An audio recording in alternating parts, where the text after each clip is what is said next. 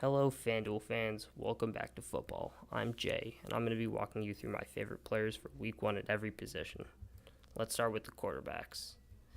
So, I have Deshaun Watson here at New England for 8,200.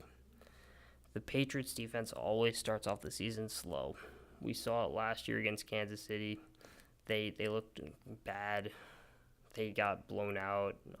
Kareem Hunt had a career night. The defense slowly came along, and then they ended up in the Super Bowl. But in the beginning, their defense was horrible.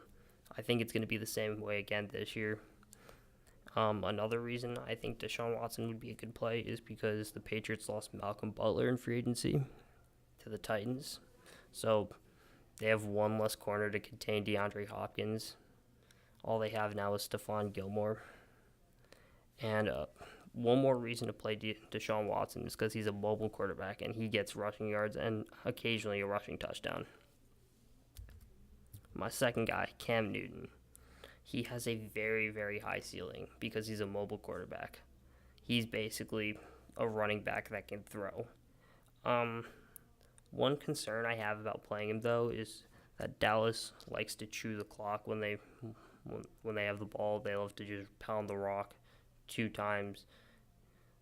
Give to Zeke first down, give to Zeke third down. The clock keeps running. Dallas runs off a lot of time, so you got to watch out for that and be careful if you're going to play Cam. But Cam's ceiling is very high. Now for a more affordable quarterback, Phillip Rivers at home against Kansas City for 7,500. The reason I love this pick is because Kansas City's defense is a little overrated. They're getting older every year. They just traded Marcus Peters. They added Kendall Fuller, but Kendall Fuller's not really an upgrade compared to Marcus Peters. He's more of a downgrade. And the Chargers receiving core just keeps getting more stacked year after year. And Phillip Rivers he's an underrated quarterback. No one gives him credit, but he doesn't get rushing yards, so people don't think of him as a great fantasy quarterback, but he puts up a lot of passing yards and he gets a lot of touchdowns. Next, I got Marcus Mariota. He's kind of a sleeper. He's playing at Miami, 7,200. The reason I have him as a sleeper is because Miami's offense is very bad, and I feel like the Titans will have the ball a lot this game. They can really dominate the pace, and Marcus Mariota is going to have a lot of opportunities to make plays, get some points. Another reason I'm excited for this play is because Matt LaFleur, the former Rams offensive coordinator, is now the new Titans offensive coordinator. And if you were paying attention to football last year, the Rams went off. So I'm really excited for Marcus Mariota's season. But week one, his price is low, and you should take advantage of that before it goes up. All right, my last guy, he's kind of a punt play. You're not really, if you leave quarterback, if you don't have enough for a good quarterback, you use it too much on a receiver, a running back, or something, you play Andy Dalton. He's got a great matchup. He's playing against a bad defense. The Bengals' offensive line actually improved. They traded for Corey Glenn. They drafted a center in the first round. The only negatives I see in this situation are that he's Andy Dalton and his floor is very low. But other than that, I think you can get away with playing Andy Dalton. He'd get you a solid 15 to 18 this game. For running backs, my first running back I have is Alvin Kamara, and I'm mainly playing him here because Mark Ingram's out, and Mark Ingram really handles most of the gap scheme runs in the Saints offense. The Saints run Kamara on zone runs. Now the Saints will probably use more zone runs. They did sign Gillislee to handle the gap runs, but he probably won't get that many carries since he was signed just a week ago. Also, the Bucks front seven is very tough, especially their tackles and ends. Gerald McCoy, JPP, Vinny Curry, Bo Allen, Vita Vea. They're all big guys up front, and that D-line is stacked, so you're probably not going to be able to run up the middle. Probably more runs to the outside, I'm guessing. Also, a lot of checkdowns. I could see the Saints running a lot of checkdowns, a lot of short passes. Yeah, and I think Kamara's gonna have a massive game this week against Tampa Bay. Next, I have Christian McCaffrey, who I think is actually, his price is very low compared to what I thought it would be, because he's basically a receiver, and in half PPR receptions really matter. He's priced at 7,500. Last year he was targeted 113 times, which is 7 targets per game, and he caught 80 balls last year, which is 5 catches per game. So that's basically an extra 2.5 points every single game to what he normally produces. Another reason I feel like McCaffrey is going to go off this game is because Matt Khalil is out, the starting left tackle, who is very, very good. The team will have to rely more on the passing game, which means short passes and checkdowns to McCaffrey. So I think he could have maybe 8-9 catches this game. And for his price at 7,500, he's very cheap. Next, we got Joe Mixon. Now, I'm very high on the Bengals' new offensive line, and Joe Mixon, people compared him to Le'Veon Bell, and I honestly, if you watched Bengals games last year, he'd turn runs that should have been 5-yard losses into 0 yards. He's underrated, and it doesn't show up on the stat sheet, but Mixon's very good. And his matchup at Indianapolis for 6,900, that price is great. The matchup's great.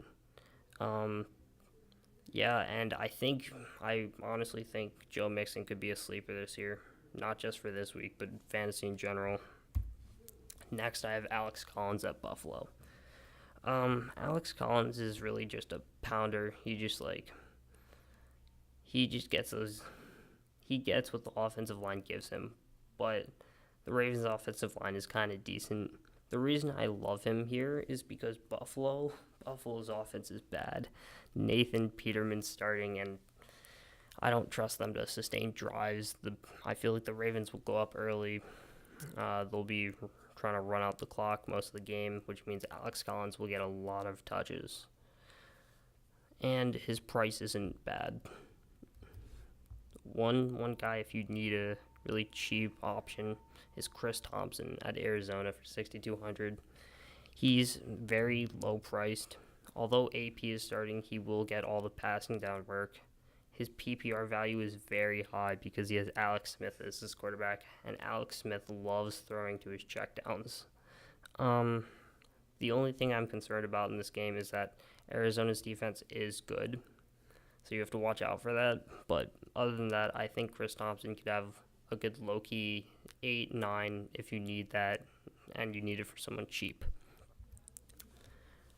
My last guy is James Conner at Cleveland, 5,000. Pretty self-explanatory. Le'Veon's out.